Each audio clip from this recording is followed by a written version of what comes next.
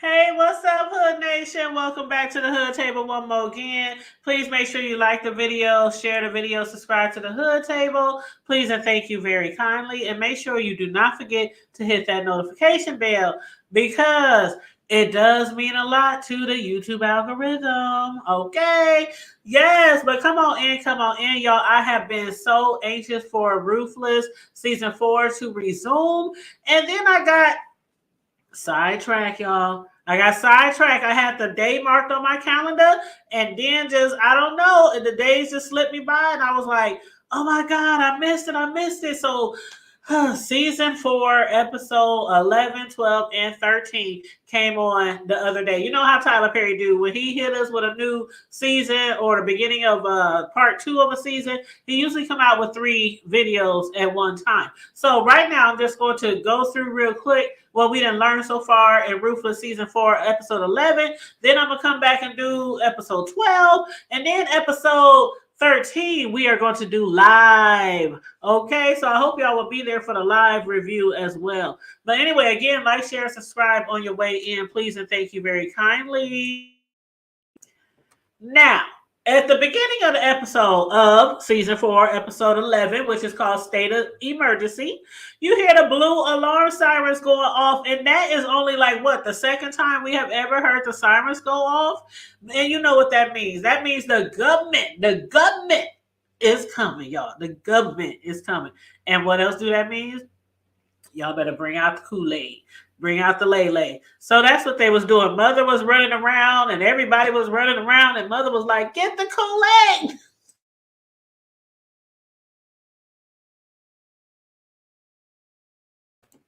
Y'all, Mother be having me cracking up. Get the Kool-Aid. Hurry up and mix it up. Man, they had gallons and gallons and gallons of that juice or that punch. And we know what that punch is. It is cyanide. Cyanide enough to take anybody out. That's what's in the punch.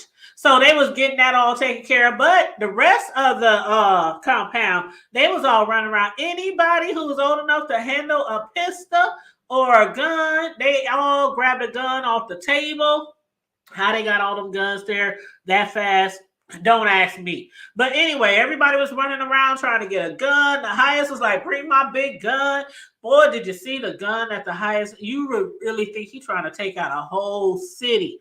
Not just a little compound, not a few cops or a few FBI agents, but it looked like he was ready to take out a whole city. But anyway, everybody had a gun. Who could grab a gun? All the ladies, the men, the teenagers, they was ready. They was ready, set, go.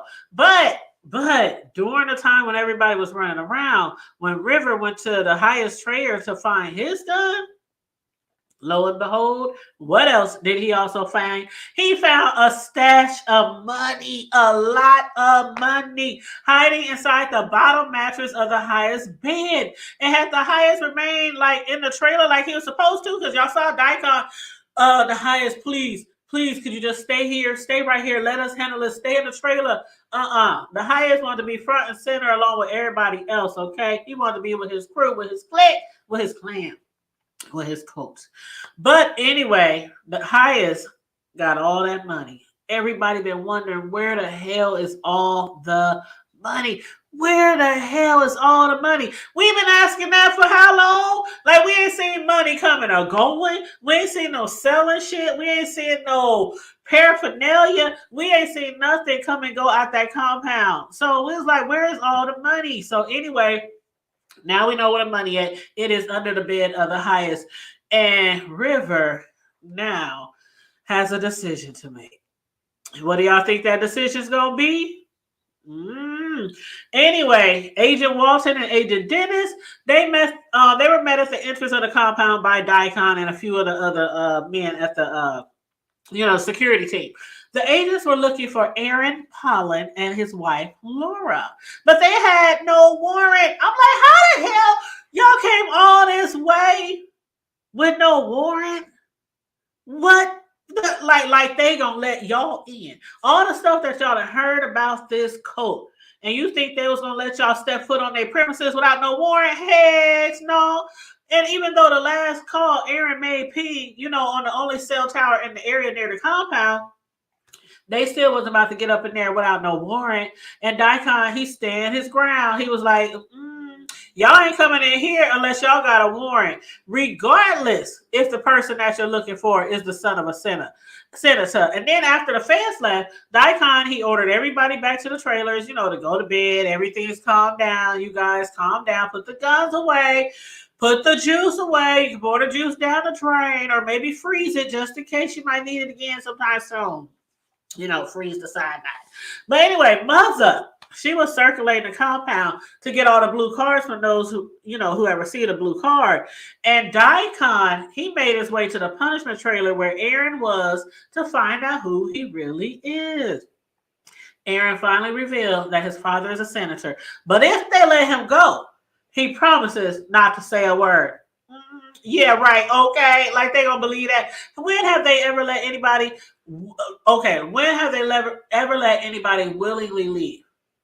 No. Anybody who has escaped there, they just escaped. It wasn't like they was trying to find them or hunt them down. So good luck with that. But anyway, when Daikon, escorted Aaron to the trailer of the highest, the first thing he saw was his wife lying. This part had me gagging. He walked in there and his wife was just sitting there rubbing the head of the highest like she was rubbing on some puppy dog or rubbing on some cat. And the highest was just laying there looking all comfortable and shit. She's stroking his scalp, rubbing his head.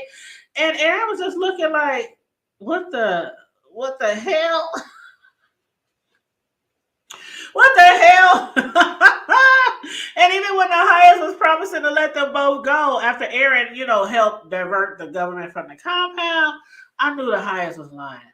He ain't lying. Again, you ain't getting out of there that easy. Not that easy. He just wants you to make sure that the feds and the, local police department, they just stop sniffing around. That's it. That's all. But if you think you and your wife is about to get out of there, especially the way his wife was landing there, she definitely don't want to go. Now, y'all know I said in the past that I think this was a play, and I thought that Aaron and his wife, was there as secret agents themselves, maybe undercover, maybe. But I'm not so sure anymore because his wife just looks entirely too comfortable sitting there with the highest head in her lap. But y'all let me know how y'all feel about that. Now, Manny, you know how I feel about Manny. I don't like him.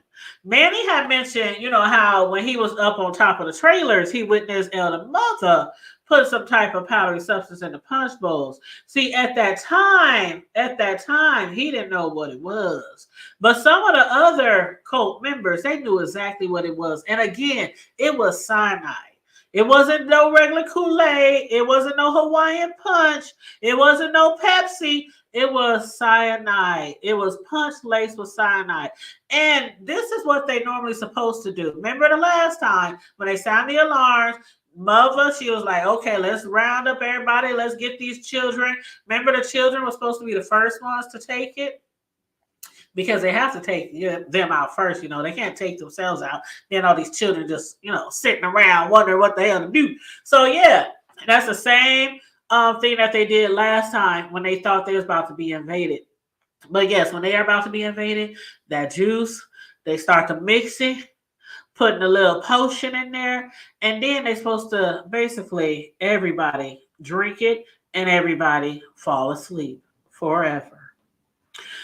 I'm so glad it didn't get to that point. But Elder Mother and Zane, y'all, Elder Mother again, y'all know. Elder Mother be cracking me up when she be referring to the girls. She was talking to Zane and she was like, gal. She'd be like, yeah. It's like she be growling when she be talking like, yeah. No. But anyway, she was like, yeah, come here, gal. And so Zane, she comes out of the trailer. Elder Mother, she loves her some Zane because Zane is playing her like a fiddle. Mother thinks she has Zane wrapped around her tiny little finger. And when Zane said, oh my gosh, can I gouge out Lacey's eyes if she misbehaved? Now, Zane, at first, it seemed like she was playing the part, when she first started. Remember when the highest allowed her to take that gun, right? And she was just like so overjoyed. And it seemed like her mind, like something just happened to her mind. Like something just took over her. And I was like, okay, is this real? Is this a play? Is she, pulling one over their eyes? But y'all let me know what y'all think about that. Because in this episode, it did seem like she was, I don't know, under the cult spell now, under the Raku spell. Like, does she even want to leave anymore? Is she worried about running away anymore? I'm not sure. I don't know. But anyway, Elder Mother, yeah, she got her wrapped around her little her pinky finger. But back to those blue cards. Okay, so Elder Mother earlier, she was, handing out the blue cards, and I was like, what the hell is the blue cards for? The blue cards, as we found out, were only being handed out to the unenlightened men. And when they say unenlightened men, that means the men who have not yet been enlightened by the highest. And we all know what that means, right? That's where basically the highest, he takes one of the men, he takes them into his, really nice trailer, and he has his way with them. And they call it being enlightened. And basically, it's like he's seeding the men to be able to seed women. And regardless, whoever fathers children on the compound, once they're enlightened, is still the highest children. Even if he didn't literally have relations with a woman. It's kind of weird. It's kind of weird to understand. But if you've been watching it from the very beginning, you know where I'm coming from. But the blue card was handed to all the unenlightened men because the highest wants Lacey impregnated, but not by him because of what she did. She was a traitor. She tried to run away. She disobeyed the Raku. And so they feel like she needs to be impregnated by the unenlightened men, and her children will in turn be punished and treated basically as slaves on their plantation, on their compound. Man, this part right here, y'all, I couldn't hardly take it. I honestly couldn't hardly take it. But with the help of Zane, Elder Mother, they strapped Lacey down. And y'all saw the position that they had Lacey in. It kind of reminded me of, one of those glory holes. I don't even know if they still got those these days. But back in the day, they had like these places. They called it the glory holes, where gay men would go, and they would basically go into a building, and they would go into a room or something like a bathroom. It's something like that.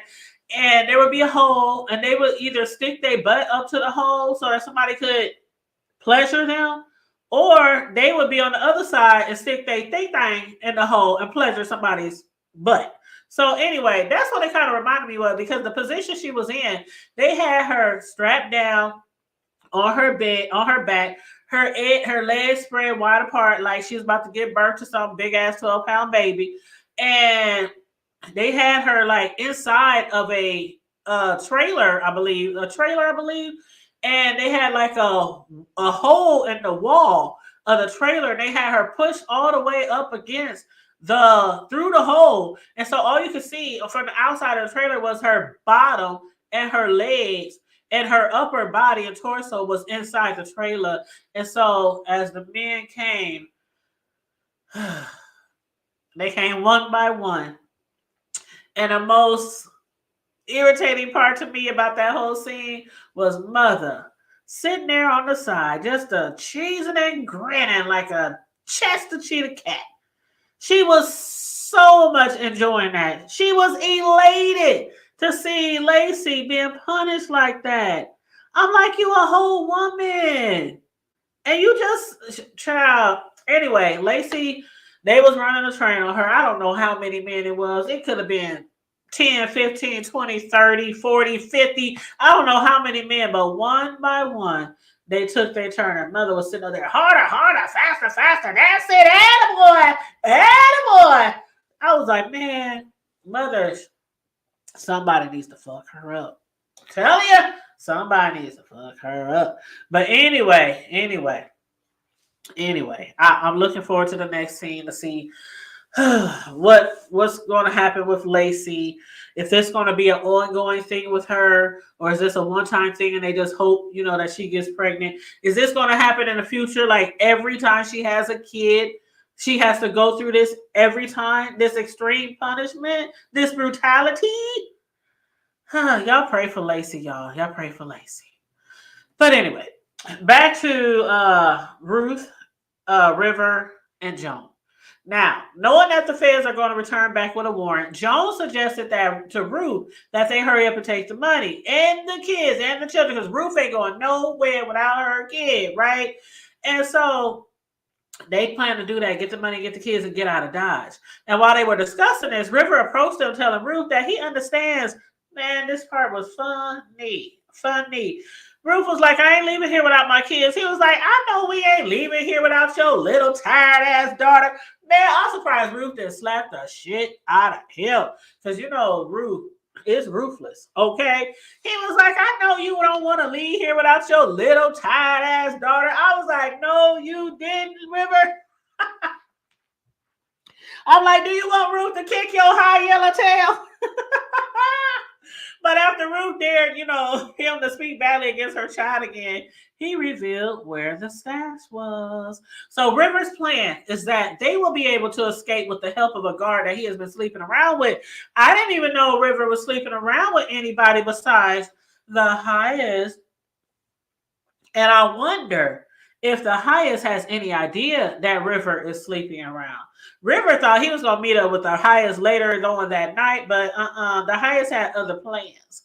So Ruth and Joan, they're planning to meet they meet up with, I'm about to say meet at the damn river. They planning up to meet River at the gate at 3 a.m. And when they meet up with River, he's going to have the money.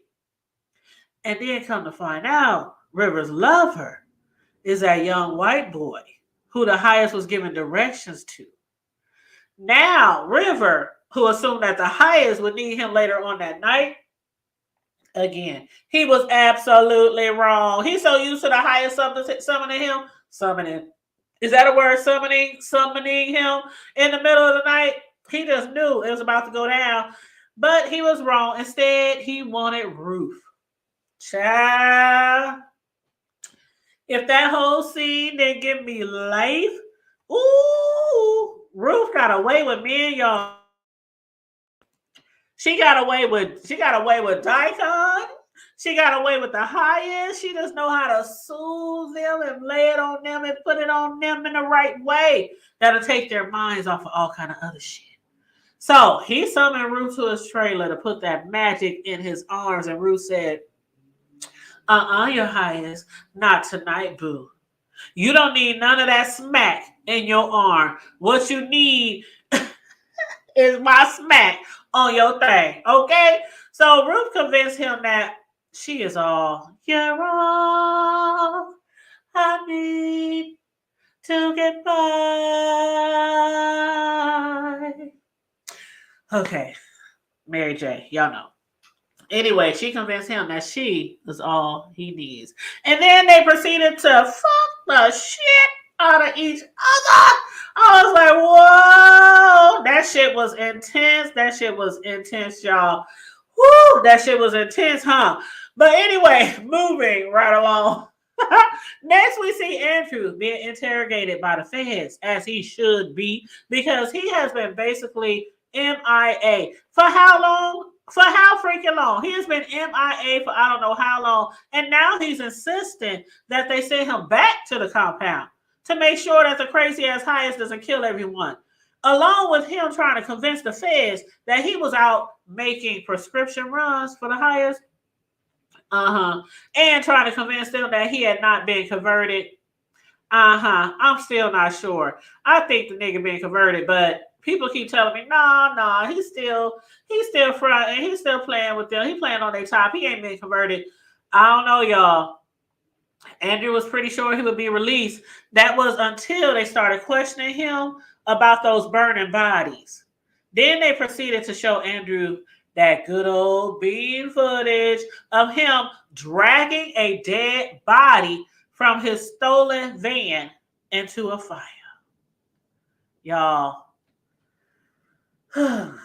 Next episode, y'all. I'm about to watch it right now.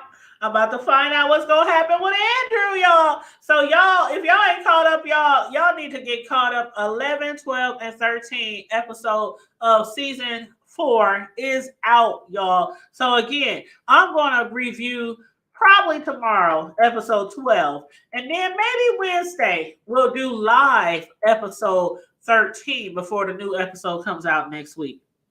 That's the plan. That's the plan, y'all. Cross our fingers that we stay with the plan.